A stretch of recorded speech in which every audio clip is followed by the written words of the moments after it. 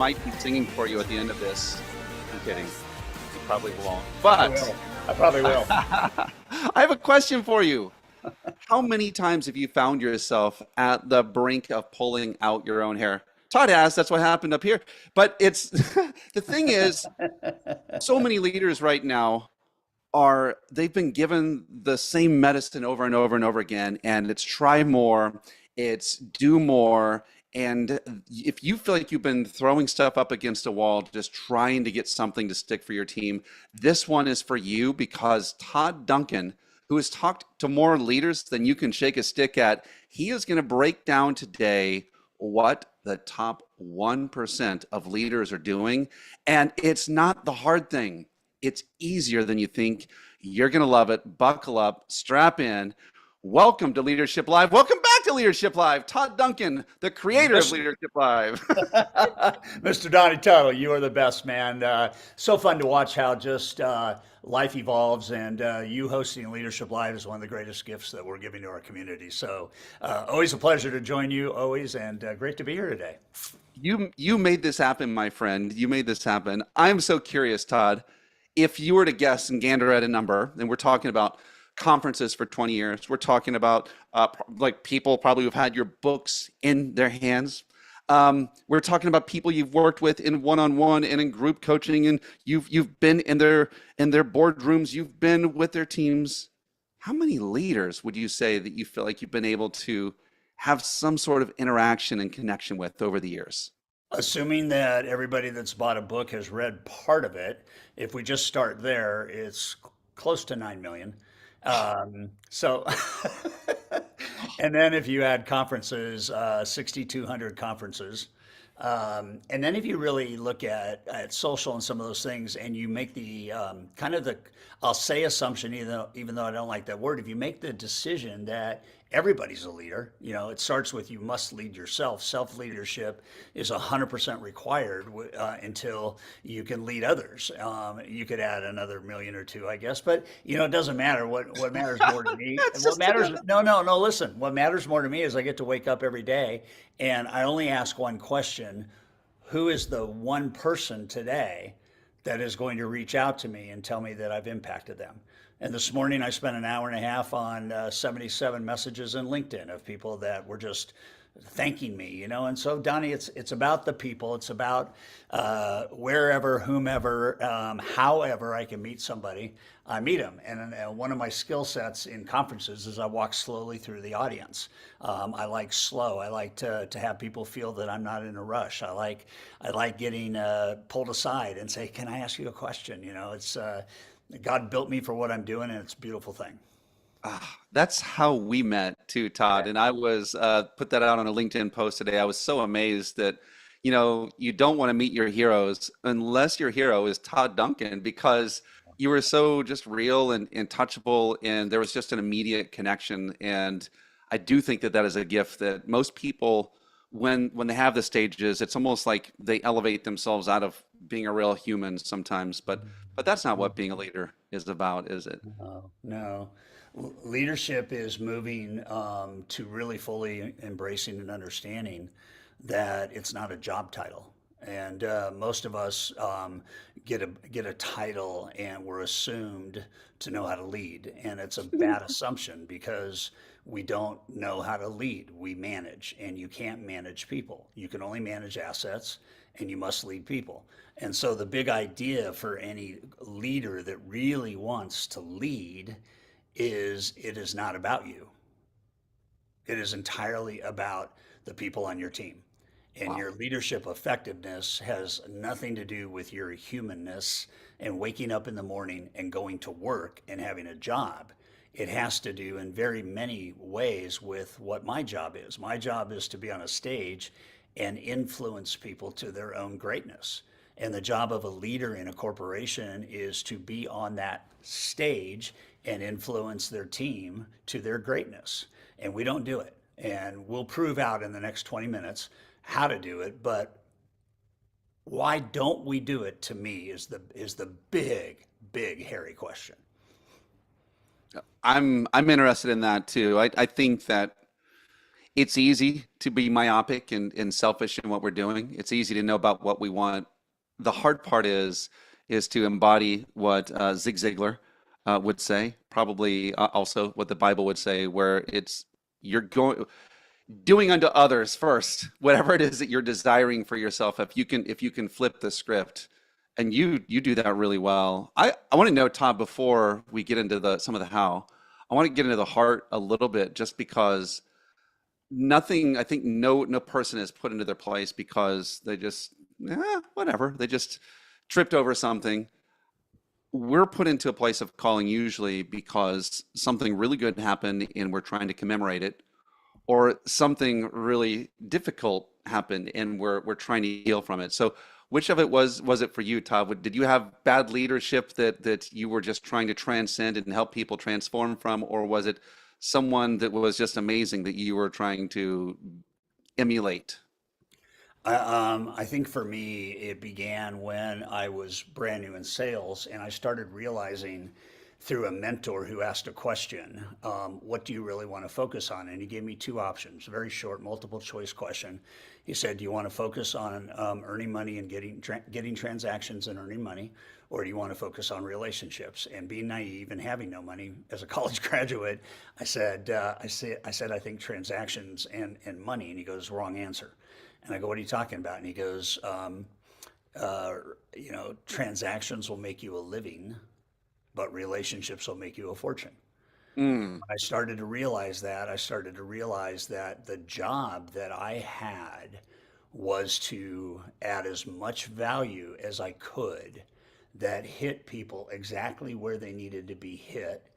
And as a result of that value, gain respect, gain trust, and activate the law of reciprocity.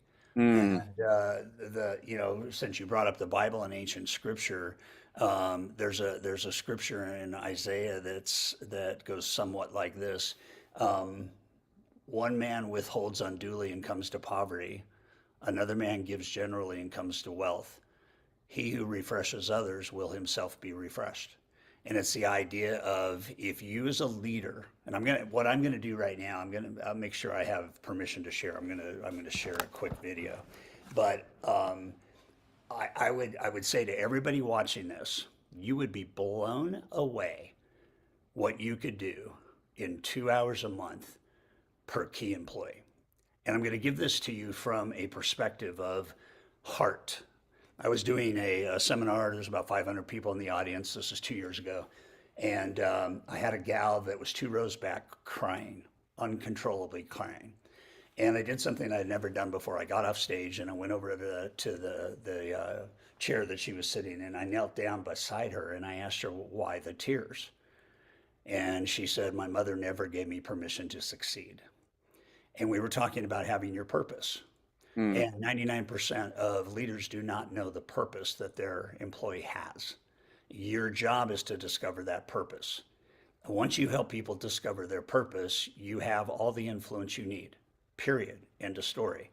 And so I challenged her. I said, I want you to work through my framework. I'm going to get back on stage. I'm going to give it to everybody here, but I want you to work on it between now and tomorrow at 5 o'clock. And if at 5 o'clock tomorrow, California time, I get an email from you sharing your purpose, then Monday morning at 7 o'clock, you and I are going to jump on the phone. And every Monday for 4 weeks, I'm going to spend a half an hour with you.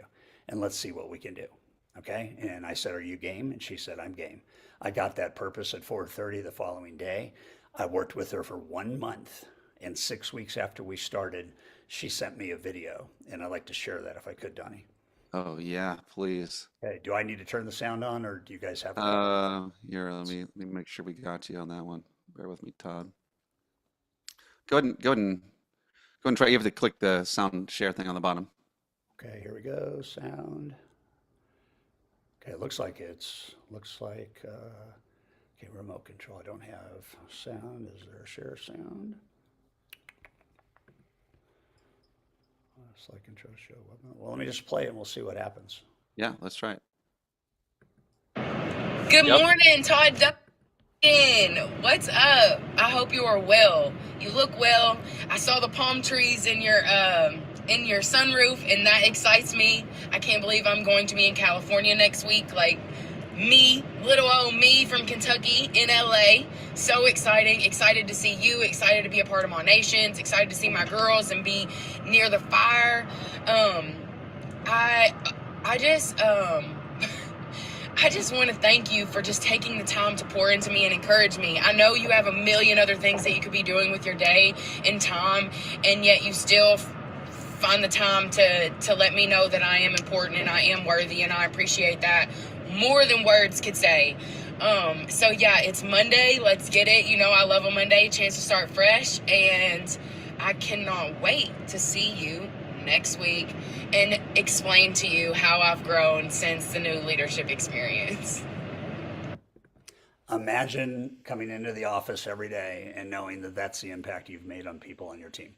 Mm, She went from feeling that her past defined her and that people thought she would be dead or in prison to being a millionaire. And all it took was a leader, in this case, it was me, asking a few of the right questions and committing to guide her and put her on the right track. And here she is. wow. Wow. I'm curious, and this is just this is the practical part of me speaking because I love what's there, right? We get someone engaged and it's so neat. All you have to do is you provide the spark and the flame just happens, right? Right, Did right. you spark that did I don't want to say boomerang effect. Did you poke her and say, "Hey, I believe in you"? Did you send a message to her, Todd, before this? The message that I sent to her was from that stage that day. She just happened to be so open to receive it because she had nowhere else to go. And she knew she wasn't leading herself. She knew she hung out in yesterday. She knew that she spent way too much time to drag all of her baggage through life. And I cut all the ties. I created a metaphor for her. I said, "You're a hot air balloon. You can go as high as you want. All you have to do is cut the tethers. All we have to do is go around the circle of the balloon. You get in it, and I'll cut the ropes, and you're going to believe that you can go higher than you've ever believed you can go higher. But it takes you taking the action." And so that's the metaphor that I gave her. And it's like we're so held back by things that are from yesterday, which means we've created limits. One of the things I tell people is your limits begin where your belief ends. And the Mm, job of a leader is to accentuate and to ignite belief in people. Their identity is transformed by the size of their belief. And the job of a leader is to connect the bridge between belief and identity. And then when identity goes from where it was, which is I'm a failure, to where it is now for Ashley, I'm a success, now her actions can become habits because she has a high belief. Her identity is linked to that belief. And every time she does something that she believes she could do, it affirms that belief, reformats the neuroscience of the bad habit and bad thinking, and allows her to think more freely. And now she's in the top 10% of 50,000 people in her company. Todd, I'm gonna get a little bit more into the practical part of it because there is you mentioned first off helping people understand their purpose, understand the reason that they're here, why it is that they wake up in the morning, why it is that they walk into the if they walk in doors of your company, why they walk into the doors of your company. But you said two powerful things. One of them, I don't think I'll guarantee you there's gonna be a question I'm about to ask that no one's ever asked you, but I will probably go deep there. But you mentioned it's our job to ignite belief in people. So practically, can you tell me, like, imagine you're a branch manager somewhere. You're leading 50 people, 30 people, 12 people, 100 people, it doesn't matter. What are some practical ways that you could do that as a leader and get them to, again, to the spark place to where they can become that raging fire? So I would like everybody to write down this.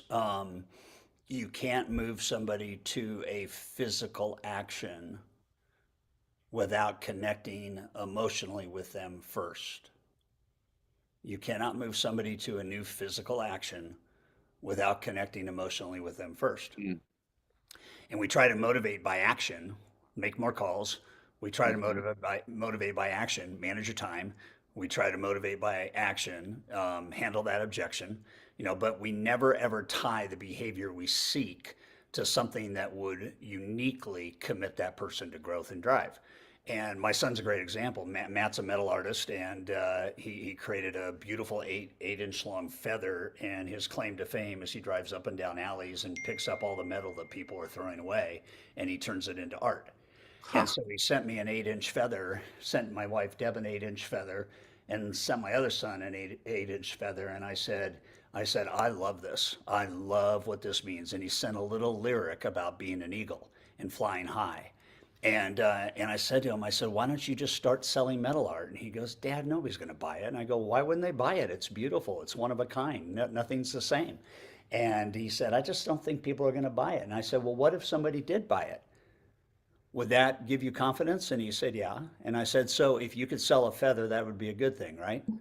And he said, yeah. And I go, how long did it take you to make this feather? And he goes, about 3 hours. And I go, how much do you want to make per hour? And he said, $20.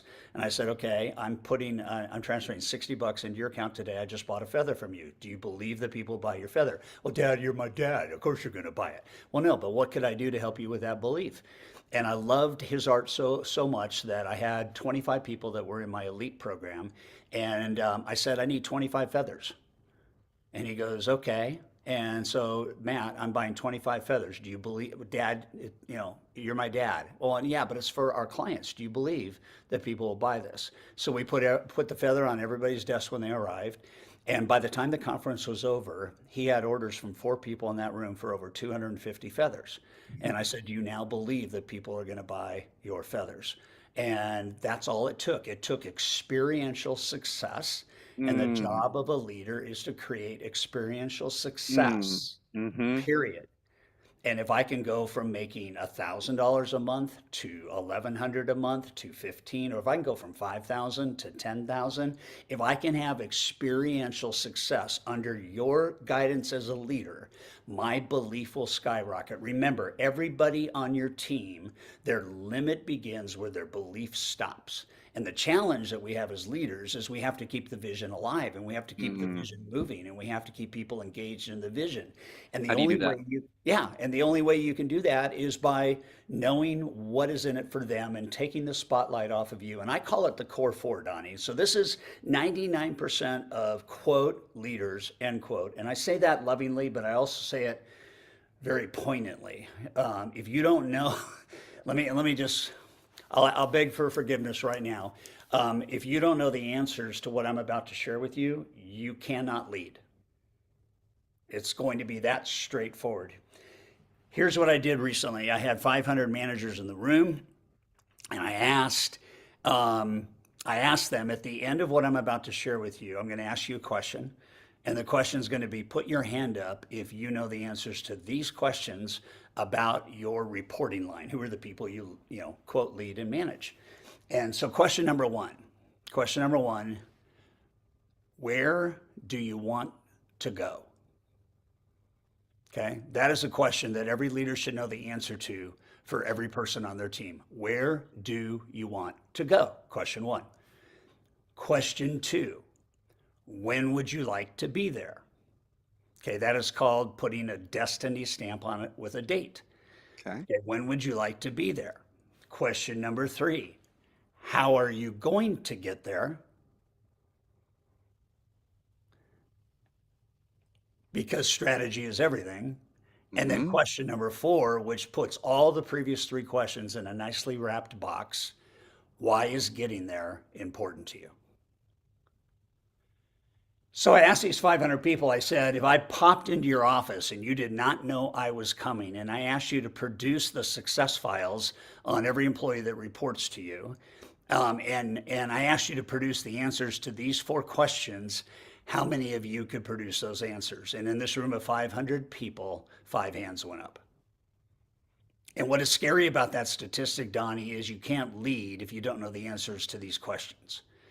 And what Gallup said in February of last year was that the 2 top things employees want from their leader is better guidance to achieve their personal and career vision, number 1. And number 2 was trusting more in leadership's commitment to help them win.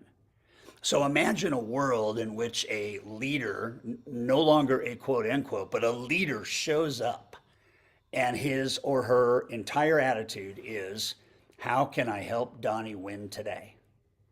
Or Donnie comes in and says, how can I help Todd win today? Or I met with Todd on Monday. He said by Wednesday he would try and have this. And I want to check in with Todd today to see how he's progressing. Imagine being able to walk through the office, one of the great guidance systems from Ken Blanchard, the author of The 1 Minute Manager and several other best-selling books.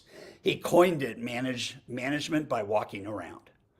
And what he said is, he said, connection is the most important thing to progress.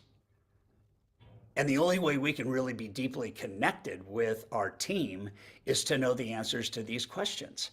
And if I can really, like I'm managing 20 people maybe, and if I can know where they want to be and why they want to be there, and every day ask how that mission is going, or when I run into them in a hallway, or maybe grab a cup of coffee in the coffee room, it's relationship. I have a guy that called me yesterday. I've had a relationship with him 31 years, and he gave me another contract. It's a relationship. How can I help you win, John? Well, we're doing this time, and we'd like to have you maybe put a bent on it this way. Could you do that? Blah, blah, blah, blah, blah, right? And what's powerful about relationship is it acts as both a recruiting tool and a retention tool. If I have a deep relationship with you and you are winning here, wherever here is, here Inc., then you're going to stay longer. And you're going to tell people how unique this company is.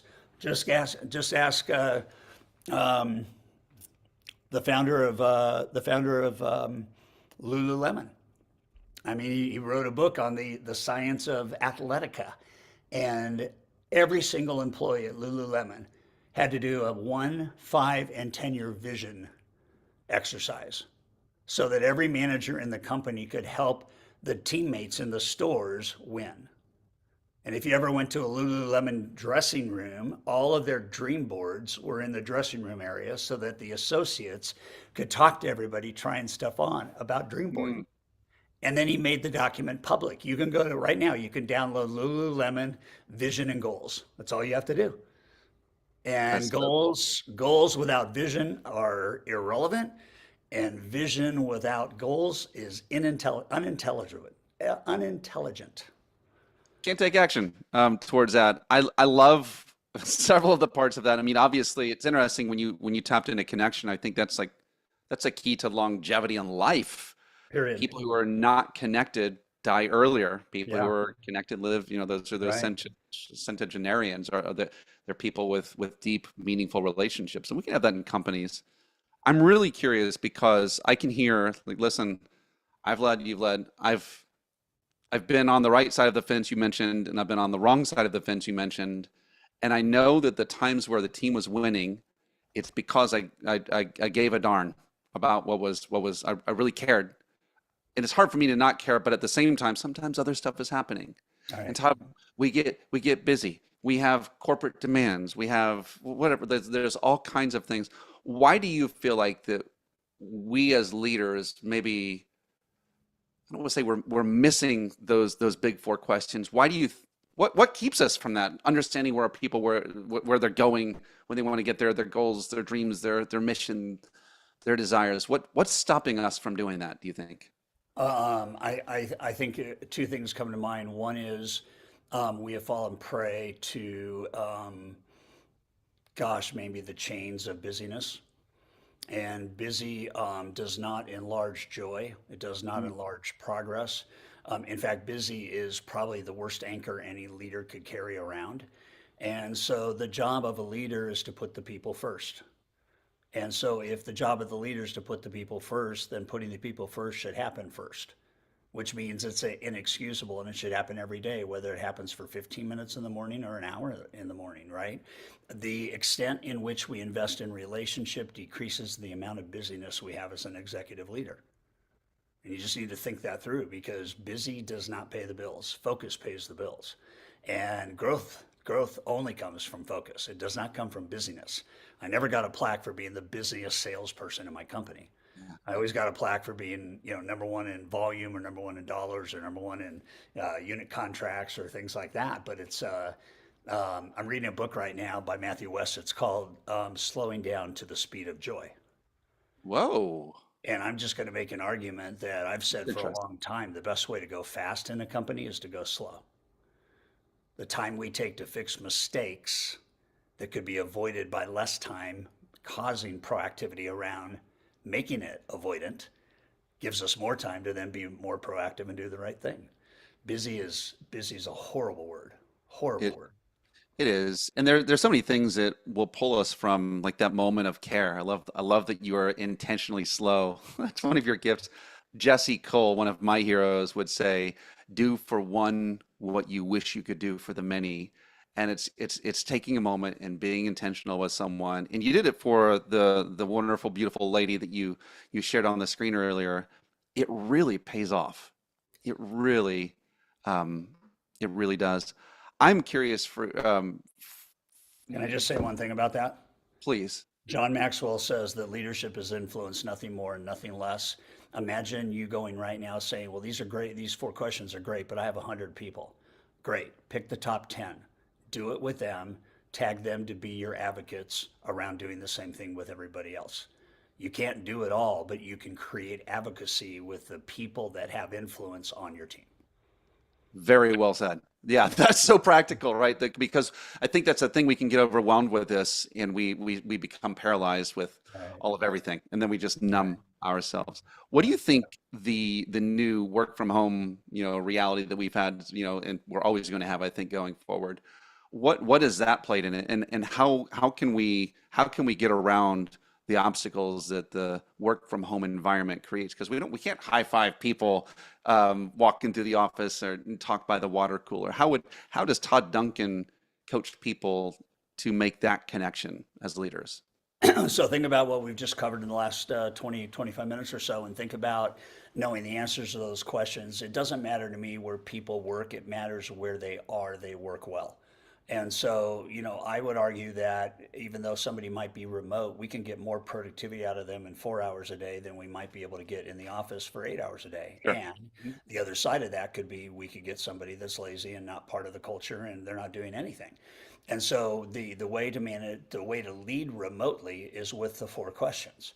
Like if I do a monthly check-in or a bi-weekly check-in, depending on how big the team is, and I just have a quick conversation about the 4 questions, I can keep them on track. And then if I don't want to have a call with them, I can send them a text or I could do a video on the way to the office. I could do all kinds of things to engage my team every single day remotely. If somebody's working particularly hard and you've seen it all week long, you can send a digital gift certificate to a restaurant and say, thanks for, kicking ass this week. I love you and I appreciate you and I just want you to know that.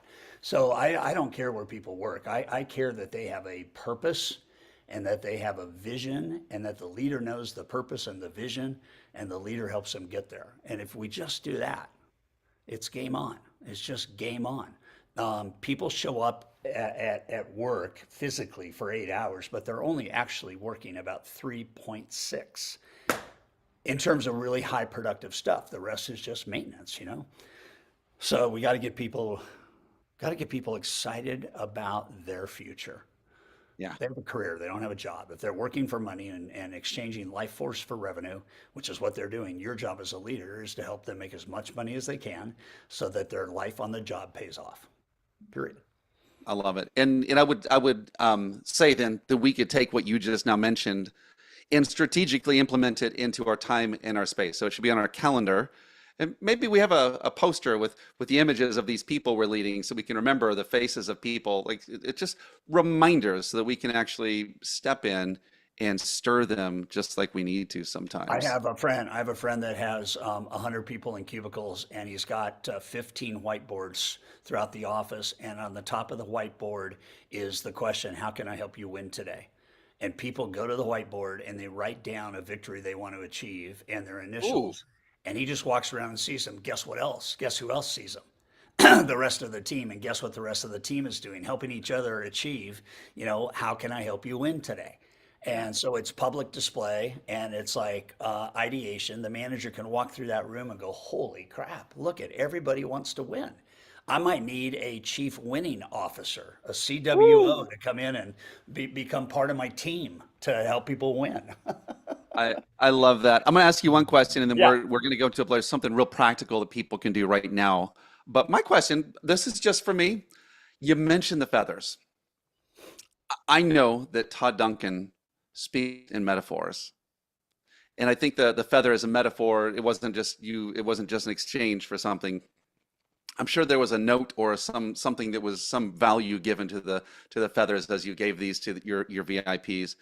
I am curious, if you were to talk to all of us leaders out here in how, when and how and like why metaphors, just speak to the metaphor part. How does Todd Duncan create meaningful metaphors for people and call them into maybe something they hadn't seen before? There was a post today by Gerhard Geschwanter, who's on our advisory board, a good friend of mine, and he talked about the art of curiosity. And too many quote leaders aren't curious about the potential of their people. They're just only interested in results. I live at the beach in Laguna Beach, California. I live about 2,000 feet above the ocean. I've got nothing but 7,000 acres behind me. And I was up there probably 2 years ago, and I noticed up in the air there was a hawk, and there was a hawk circling, and I backed away, went down a little bit, and I watched the hawk attack, and I watched the hawk come up from attacking, and it had either a rabbit or a large gopher or rodent in its talons, and I said the challenge for all of us is we're too much in the weeds, and we can't see the opportunity. We're not high enough to see the opportunity. If the hawk was on the ground Mm, walking through the bushes, it wouldn't be able to see the rabbit. But once the hawk gets up in the air and can see the movement on the ground, then it has a better perspective. And so it's not about the hawk winning the circle of life battle against the rodent. It's about leaders have to stay high and understand the landscape of the vision. And then I can see how I can help people through the weeds, right? And get them maybe to come up a little bit. And we look at how many tasks are weed watering tasks versus, beautiful oak tree tasks. And, it's just like that's another metaphor. The Chinese bamboo tree, it takes 5 years to sprout. It doesn't mean it's dead after you plant it 30 days later. It takes 5 years to sprout, and then it grows 90 feet in the first 12 months. So metaphorically, Matt's message was we can soar on the wind like eagles when we believe that we have a purpose to achieve. And that was his metaphor. I'll send you the note, Donnie, that he wrote to the 25 people in the room that got him 200 feathers. oh Um, wow. it's Yeah. pretty, it's pretty mind blowing. Yeah. Yeah. For sure. I love it. I do think that as leaders, I've noticed things sometimes where it's one thing if I say, "Hey, I believe in you."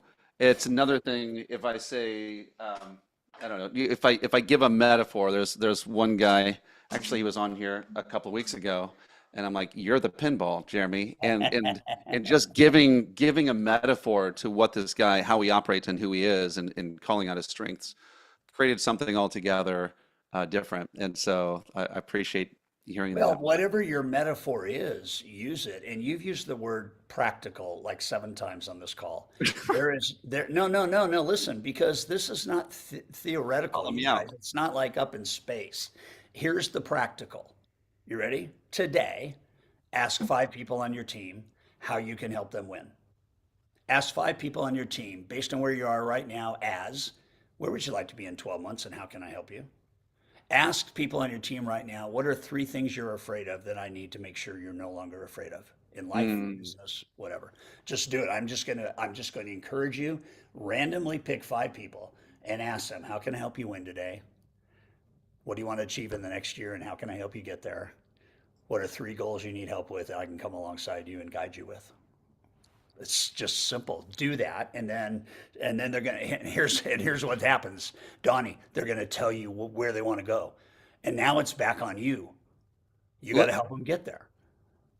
and look at this. And by the way, this is the interesting part. Like it's like we're all of this stuff we share. We haven't even gotten to AI and all of this other stuff. This is like just HI. It's human intelligence. And the Right. truth is, the amazing thing I love. There's always like it's almost like a new formula appears when you have one person that's we'll say it's a mentor, but the other person that shares and actually does it. There's like this activation formula, and there's this whole new equation that's now available that literally didn't exist until you got them to actually answer that question or connect with you. And Todd, I like this too. There's for those of the people who are in fuel, one of the things that they can and should do. This is super practical. Yeah. Is you log in, you go into the AI instructors up here at the top, and we know who the master of this stuff is.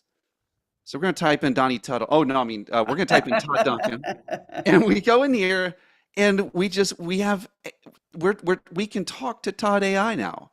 And we can say, hey, Todd, I have these people on my team. How can I connect with them more? Or what should I be doing more? Or then all of the stuff that we just now mentioned to you, you can ask, listen, is it as good as Todd? No. But he's the Todd father. He's kind of untouchable to most of us, right? So go to the AI, and we've extracted a lot of your brain and put it in here. It answers pretty close to what you would, like 95%. And it's just another good practical way. I'll use it one more time since you called me out for it. No, I didn't Another call you way. out. I blessed you because no, because the practicality of life is oftentimes within the reach of our own arm and fingertips.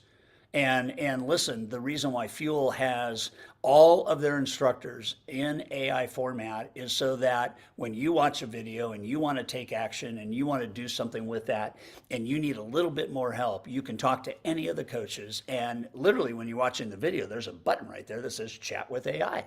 And these are their messages. These are not open AI. This is a closed AI system. No, hallucination or anything like that. If they can't answer it, they'll tell you they can't answer it. And it's so powerful today. Having owned several coaching companies in my career, I love being a coach. I love talking to leaders every 2 weeks. But in between 2 weeks is 13 days. And I want to know what's happening in those 13 days so that when we get together again in 2 weeks, you've made progress. And now it's possible. AI. That's And by the way, it. that's right. And by the way, AI does not stand for artificial anything. It is machine learning, but behind the scenes, AI is accelerated impact, accelerated income, accelerated influence. Woo! There we go. Let's go. I love it. Todd Duncan, you have ignited us, man. You have helped us to see that if we understand our people's mission, then we can invite them onto a co-mission. Yes. And that's what the whole meaning of having a group of people going together for a common mission. That's what this whole thing is about. And it doesn't have to be the grindstone and grinding against a stone. It can be fun. It can be love. It can feel like connection. Should be. But Yeah. is there any one place that we should be finding you? Any one last message you'd like to share with us before we kiss everyone goodbye? Yeah, just come out, hang out with me on LinkedIn. Just type in Todd Duncan or Todd Duncan Official on LinkedIn and hang out with me there. I'm posting 3 or 4 times a week on just truths of life, and it's a good place to hang out. And I gotta say from the bottom of my heart, the relationships that I've been able to have with you over this last 2 years has been like I've known of the legend of Todd. I've seen Todd from a distance, but man, knowing who was it? Man, one of the people in our circle says that their goal in life is that the people that know them the most are the people that respect and love them the most. And dude, that's you. The closer that I've gotten to you, the more I love you. You're an amazing person, and that's even better than being an amazing leader or a speaker. So I Amen. appreciate you, man, and You honor are you. too. Thank you for the chance today. Thank you, Donnie, for your heart and for just your vulnerability and getting to know me and vice versa. We all have the things that we know have made us better in life, and we should celebrate those. And the things that are pulling us back, just like for Ashley, we should ditch those things. Life's too precious tomorrow to worry about it today. So just do the right thing every day, and you're going to win. Thank you, my friend. All right. And for those of you who have been here and been blessed by this, reach out to Todd, the Todd Father, and you can call him that from me. I made that name up, by the way. I'm not sure if you know that. And listen, if we got better today, and if we can lead better, we can live better. Yeah. Thank you, Todd.